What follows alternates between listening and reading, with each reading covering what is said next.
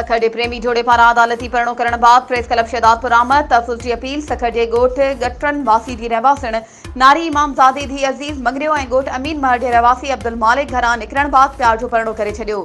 जंहिं बाद उन्हनि गुज़िरियल ॾींहुं प्रेस क्लब शहदादपुर में प्रेस कॉन्फ्रेंस कंदे नारी चयो त मुंहिंजा माइट पैसनि जी लालच में अची मूंखे विकिरो करे रहिया हुआ, जंहिं तां वज वठी घरां निकिरी अब्दुल मालिक महर सां अदालती परिणो कयो आहे।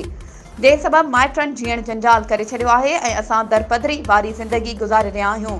हू असांखे ग़लति करे अगवा करे क़त्ल जूं धमकियूं ॾेई रहिया आहिनि, जंहिं करे असांजी ज़िंदगियुनि खे ख़तरो आहे। उन्हनि चयो त असां IG Sindh DIG Sukkur SSP Sukkur खां मुतालबो था करियूं त धमकियूं ॾींदड़नि ख़िलाफ़ कार्रवाई करे असांखे तहफ़ुज़ ॾिनो वञे।